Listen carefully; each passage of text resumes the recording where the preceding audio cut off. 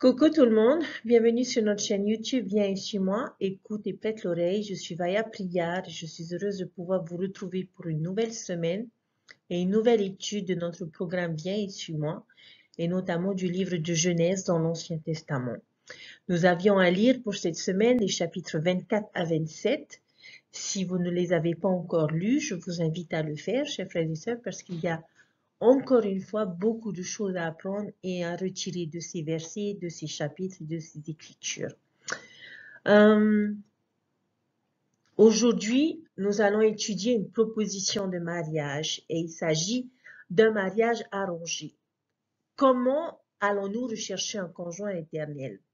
Lorsque nous allons dans Genèse chapitre 4, nous trouvons Abraham qui décide qu'il était nécessaire de trouver une femme pour son fils Isaac.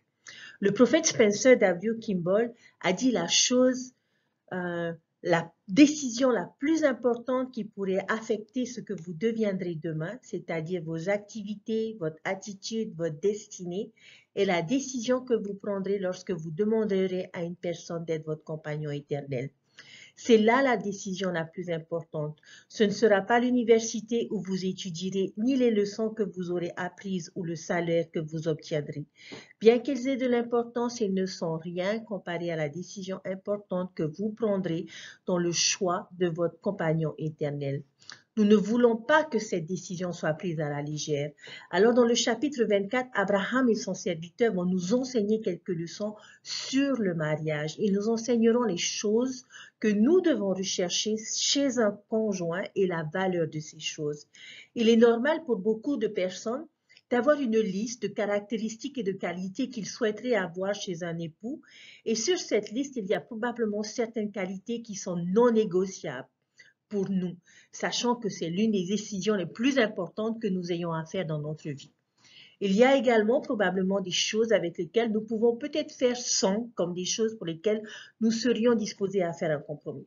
Par exemple, l'on souhaiterait se marier avec quelqu'un, en tout cas je l'espère, qui a un fort témoignage de l'évangile rétabli, quelqu'un qui soit gentil, quelqu'un qui voudrait avoir et bâtir une famille. Ces choses sont non négociables. Puis, il y a d'autres choses qui seraient appréciées, mais pas à 100% nécessaires. Ce peut être des choses comme nous souhaiterions que notre conjoint joue un instrument de musique, ou qu'il aime les activités de plein air, ou qu'il aime voyager.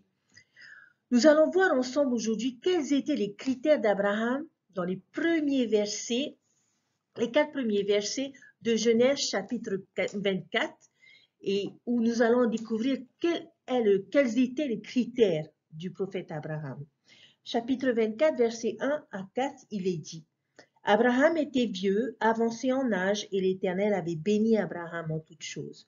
Abraham dit à son serviteur, le plus ancien de sa maison, l'intendant de tous ses biens: Mais je te prie ta main sur ma cuisse, et je te ferai jurer par l'Éternel, le Dieu du ciel et le Dieu de la terre, de ne pas prendre pour mon fils une femme parmi les filles des Cananéens, au milieu desquels j'habite, mais d'aller dans mon pays et dans ma patrie prendre une femme pour mon fils Isaac.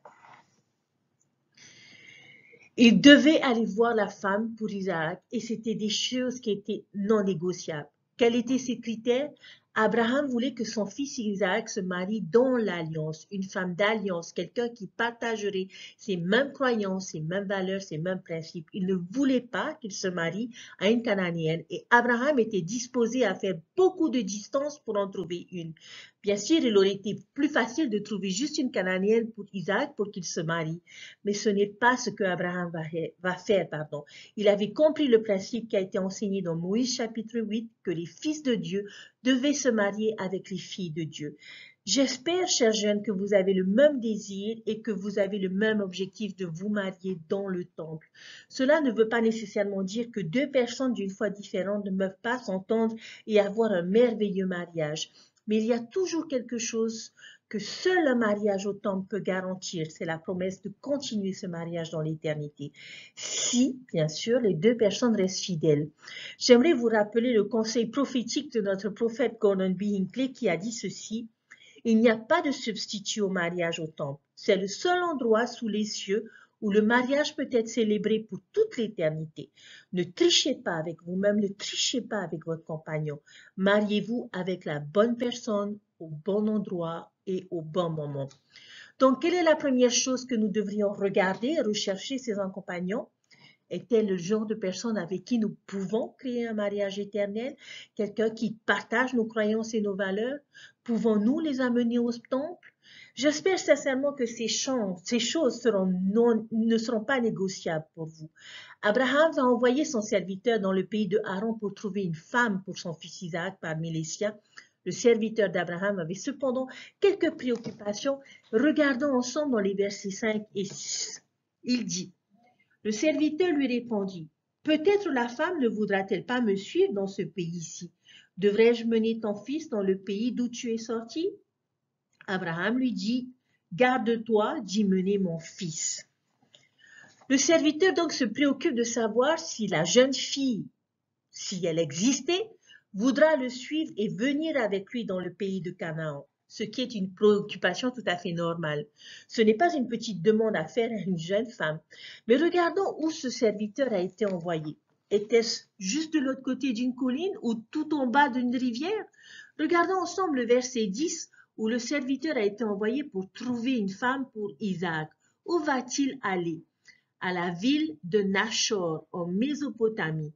Et lorsque nous essayons d'identifier cette ville sur une carte, cette ville se trouvait dans un endroit où la famille d'Abraham s'était installée après avoir quitté la ville de Ur. Lorsque nous essayons de déterminer la distance qui sépare ces deux villes, l'on estime qu'il y avait à peu près entre 400 et 500 miles, ce qui représente à peu près 1000 km. Et nous voyons dans cette distance combien il était important de trouver la bonne épouse dans l'alliance, car une épouse dans l'alliance, chers frères et sœurs, vaut tous les plus grands efforts. Combien est-ce que de chameaux va-t-il prendre avec lui? 10. Il va prendre 10 chameaux.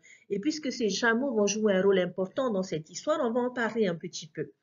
Les chameaux font à peu près 6 km par heure pour à peu près 8 heures par jour. Donc, si nous assumons que le voyage aurait pris 20 jours pour un aller simple, l'aller-retour aurait été de 40 jours. Nous pouvons donc voir que ce voyage n'était pas facile, mais il était aussi dangereux. Et une épouse de l'Alliance vaut ce genre de voyage, cette distance.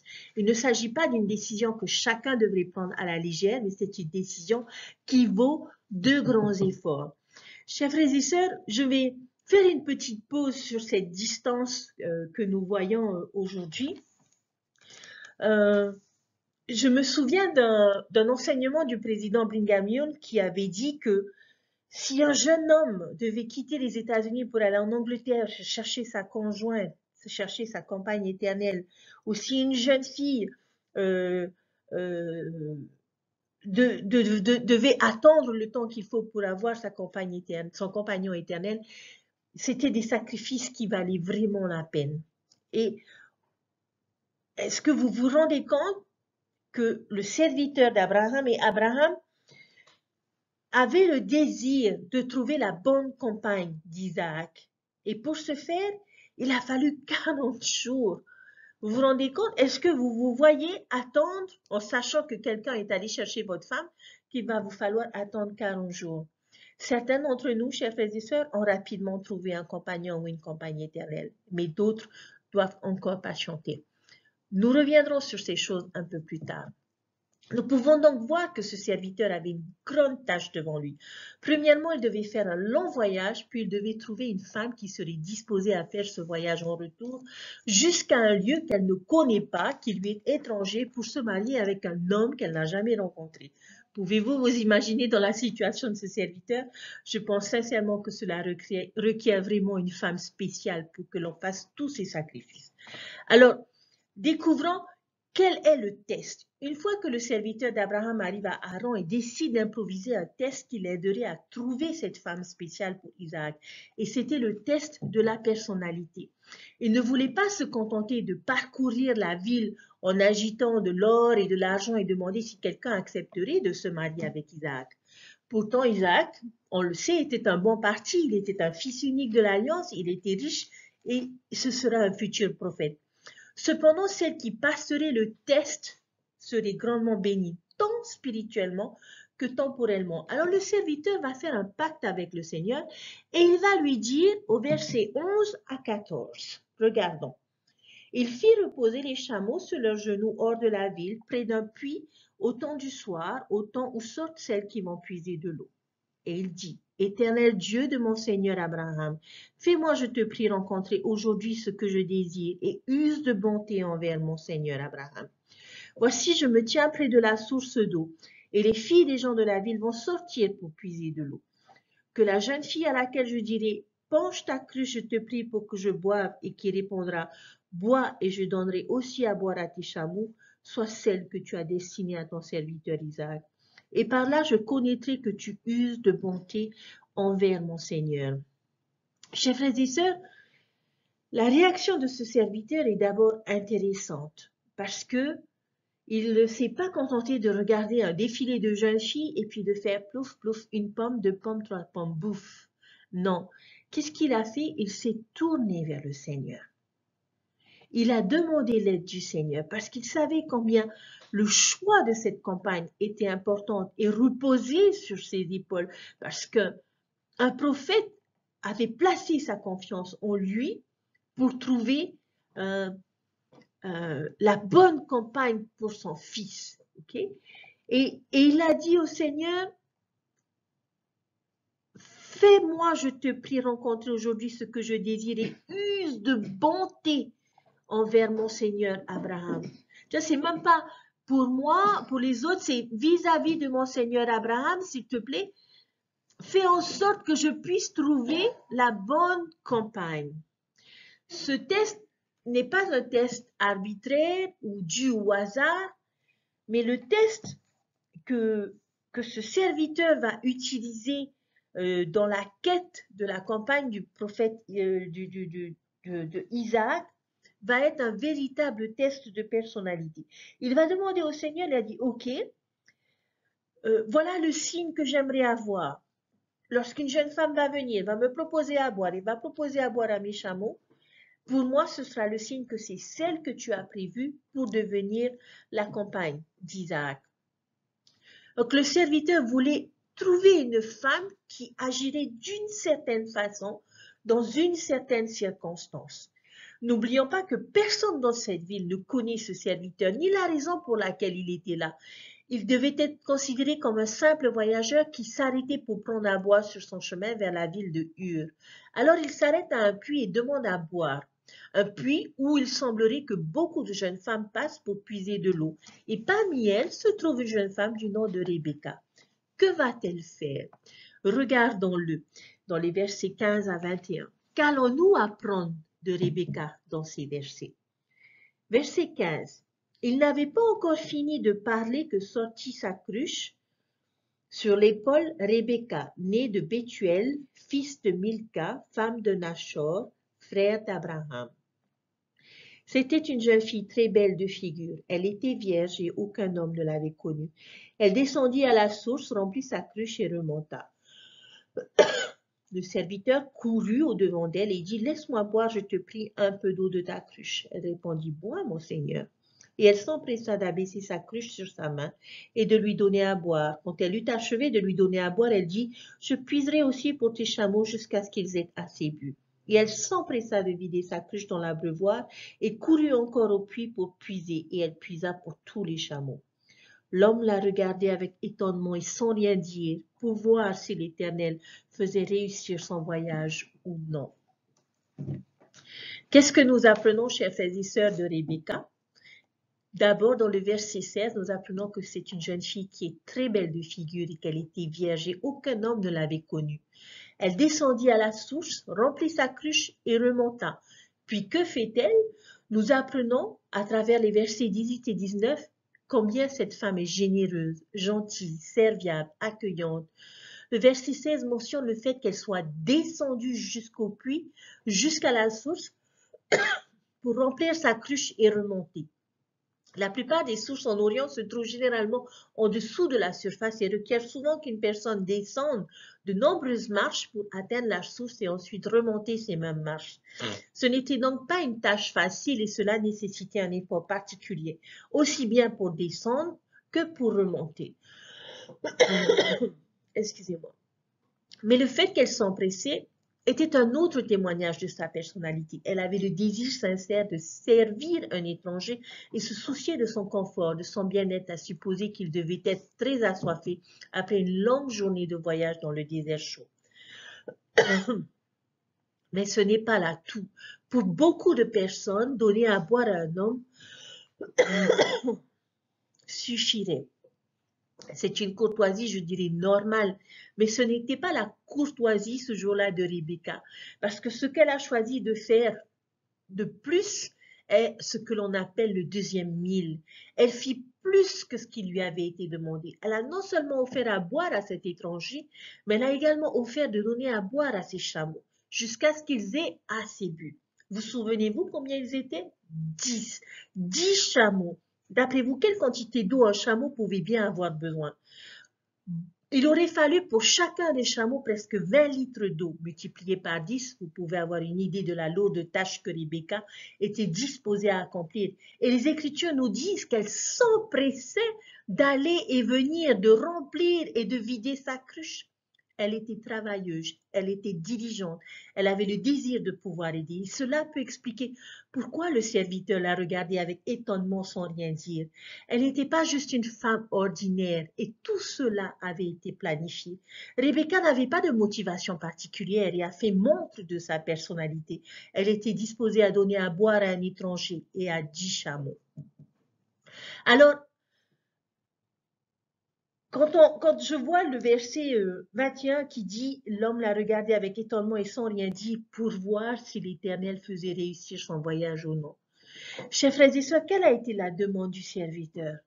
C'était « Seigneur, la femme à qui je vais demander à boire, qui va me donner à boire à moi et à mes chameaux, sera celle que tu as destinée à ton serviteur Isaac. » Et qu'est-ce qui se passe, chers frères et sœurs? Les choses se sont passées exactement comme avait demandé ce serviteur. Si vous étiez à la place de ce serviteur, qu'auriez-vous éprouvé à ce moment-là? Personnellement, j'aurais pleuré. J'aurais pleuré parce que j'aurais eu, le témoignage que Dieu a entendu ma prière. 2, le témoignage que Dieu prend soin de ses enfants. Et que 3, le plan de Dieu se réalise toujours selon ce qu'il a prévu. Et c'est ce qui s'est passé. Le Seigneur a fait en sorte que ce serviteur n'ait aucun doute sur le choix qu'il devait faire, sur le choix de la femme que serait Rebecca pour Isaac. Alors, j'aimerais vous adresser à vous, jeunes gens ou jeunes filles qui êtes à la recherche. Je prie que vous puissiez trouver un homme ou une femme à 10 chameaux, entre guillemets, qui serait disposé à vous aider et à vous servir de façon naturelle et volontaire. Rebecca avait passé le test brillamment. Lorsque nous cherchons une épouse dans l'alliance, peut-être devrions-nous agir de la même façon. Nous aimons chercher certaines qualités et réactions qui nous permettront de découvrir la personnalité de la personne avec qui nous voulons être. Je nous invite à observer ce qu'ils font et comment ils agissent vis-à-vis des autres dans des situations ordinaires. L'on peut beaucoup apprendre d'une personne lorsqu'elle interagit avec d'autres. Regardons ensemble les versets 22 à 23 et regardons un peu plus loin le verset 53. Il y a une autre chose que nous pouvons ajouter à notre liste dans notre recherche d'un conjoint dans l'alliance. Alors, verset 22. Quand les chameaux eurent fini de boire, l'homme prit un anneau d'or du poids d'un demi-cycle et 2 bracelets de poids de 10 cycles d'or. Il dit, de qui es-tu, fille? Dis-le-moi, je te prie. Y a-t-il dans la maison de ton père de la place pour passer la nuit?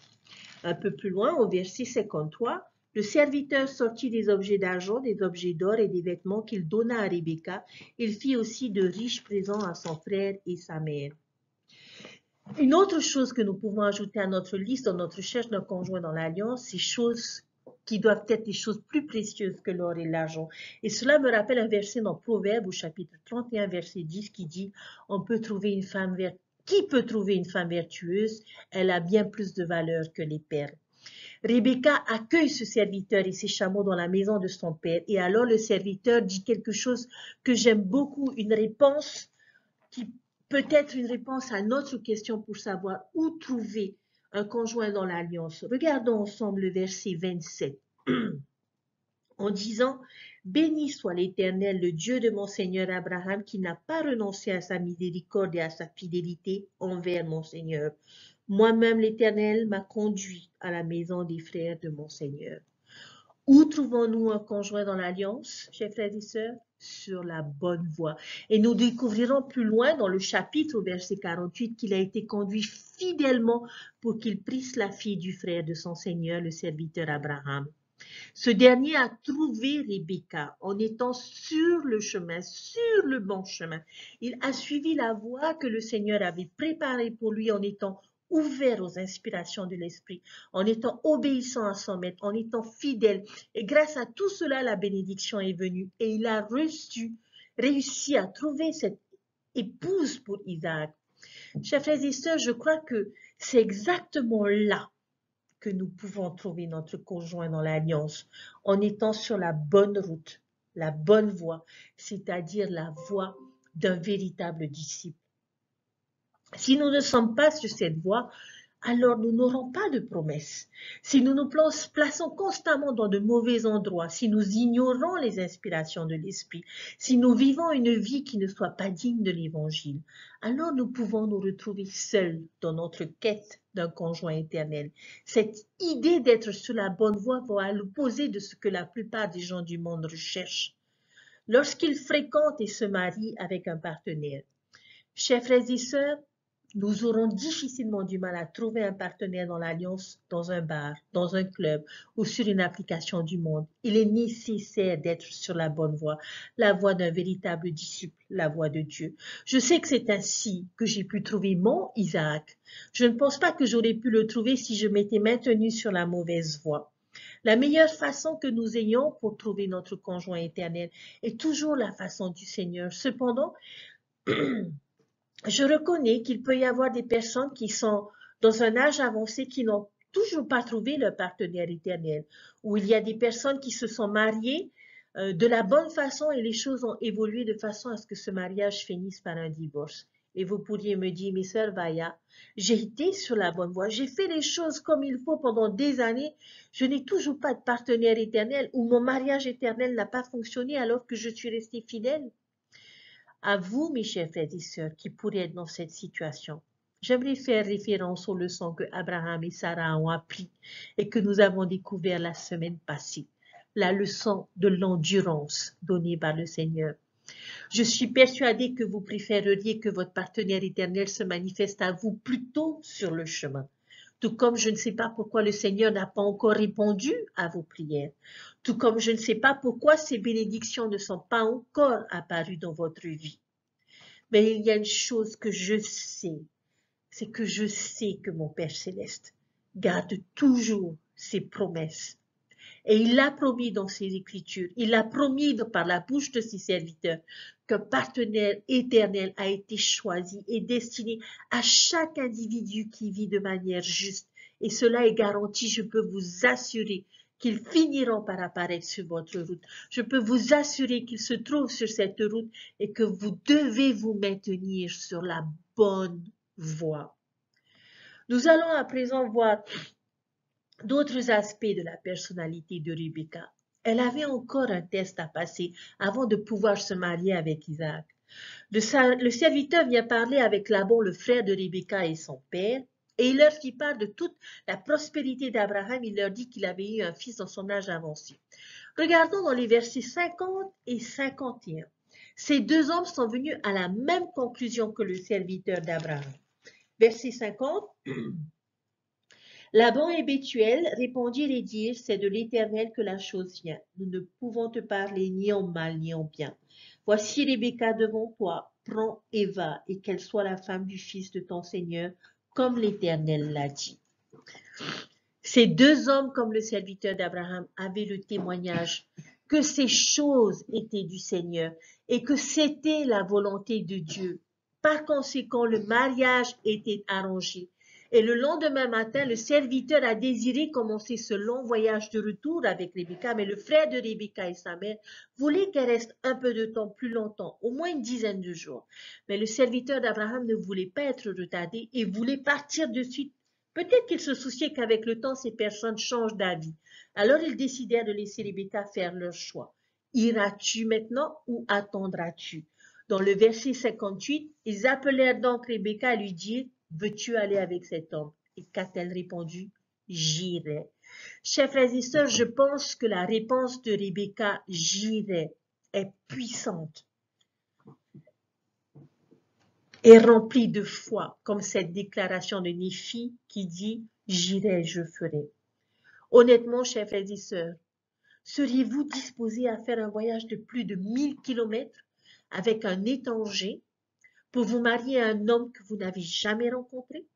Seriez-vous disposé à laisser votre famille peut-être pour toujours et commencer une nouvelle vie dans un pays étranger et partir tout de suite sans attendre? Je pense que c'était quelque chose d'énorme qui fut demandé à cette jeune femme. Mais elle a choisi de le faire. Pourquoi? Je pense que c'est parce qu'elle croyait aussi, savait que ces choses venaient du Seigneur. Et elle a fait preuve d'une grande foi et d'un grand courage et d'une volonté de suivre la volonté de Dieu. Elle ne va même pas prendre 10 jours pour y réfléchir, mais elle va aller et faire ce que le Seigneur a commandé. Et pour avoir fait ce choix, elle sera grandement bénie et elle trouvera l'amour. Regardons le verset 67. Isaac conduisit et Rebecca dans la tente de Sarah, sa mère. Il prit Rebecca, qui devint sa femme, après avoir perdu sa mère. Et dans Genèse chapitre 26, au verset 8, nous avons une scène où Isaac plaisante avec sa femme Rebecca. On nous dit au verset 8, comme son séjour se prolongeait, il arriva qu'Abimelech, roi des Philistins, regardant par la fenêtre, vit Isaac qui plaisantait avec Rebecca, sa femme. Dans la traduction de ce verset, le mot plaisante a été traduit par s'amuse, danse, joue avec, passe de bons moments. Et toutes ces expressions, tous ces mots témoignent de la joie qu'ils éprouvaient l'un et l'autre en la compagnie de l'autre. C'est une relation saine et florissante. Alors, chers frères et sœurs, qu'est-ce que le serviteur d'Abraham et Rebecca nous ont enseigné aujourd'hui?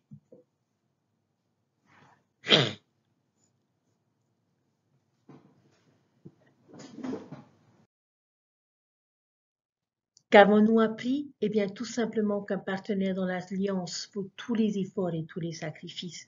Ils ne peuvent être trouvés que sur la bonne voie. Posons-nous la question aujourd'hui, chers frères et sœurs. Sommes-nous sur la bonne voie?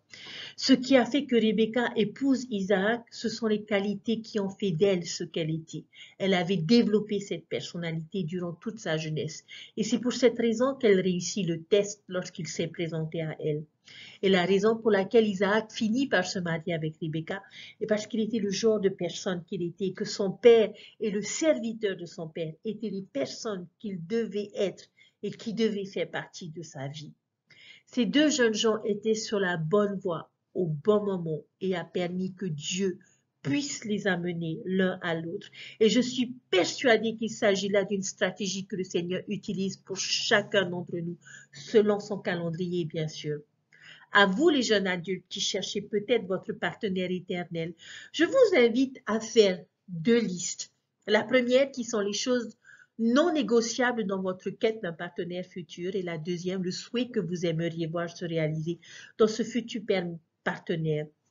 Mais permettez-moi de vous partager l'image d'un futur partenaire que l'on trouve dans Doctrine et Alliance, section 88, verset 40, et qui dit ceci. Car l'intelligence s'attache à l'intelligence, la sagesse reçoit la sagesse, la vérité embrasse la vérité, la vertu aime la vertu, la lumière s'attache à la lumière, la miséricorde accompagne la miséricorde et réclame ce qui lui appartient. La justice poursuit son chemin.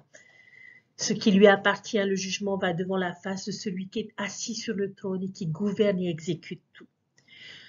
Chers frères et sœurs, je sais qu'il est commun d'entendre que les opposés s'attirent, mais ce n'est pas la même chose sur les questions spirituelles.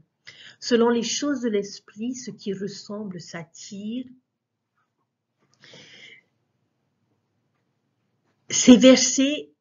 Le verset dans Doctrine et Alliance peut être une image de notre futur partenaire. Eh bien, tout simplement, qu'importe la personne que vous êtes, vous attirerez cette même personne à vous. Alors, si vous voulez vous marier avec quelqu'un de travailleur, de diligent, de fidèle, vous devez d'abord être cette personne, gentil, travailleur, diligent et fidèle. Et peut-être que la meilleure chose à faire aujourd'hui pour trouver votre partenaire éternel est tout simplement de travailler sur vous-même de manière à pouvoir créer cet aimant qui attirera à vous le genre de personne que vous souhaitez épouser. Alors, je vous invite à regarder votre liste parce que cette liste que vous aurez établie dans ce que vous recherchez dans votre partenaire éternel, vous pouvez la considérer comme étant votre propre liste si vous souhaitez trouver certaines qualités dans un partenaire. Il est nécessaire, chers frères et sœurs, que nous développions d'abord ces qualités pour nous-mêmes. Et ces qualités attireront à nous la personne qui possède les mêmes qualités, comme cela nous a été enseigné dans Doctrine et Alliance, section 88, verset 40. Mais souvenez-vous qu'un partenaire éternel vaut tous les efforts et tous les sacrifices. Il va de soi qu'avoir un mariage éternel ne garantit pas un mariage sans problème. Mais je pense sincèrement qu'il vaut la peine d'être vécu. Et j'ai le témoignage aujourd'hui que si j'ai trouvé mon mari, c'est parce que j'étais sur la bonne voie et qu'il était sur la bonne voie et que c'était la volonté du Seigneur que nos chemins se croisent.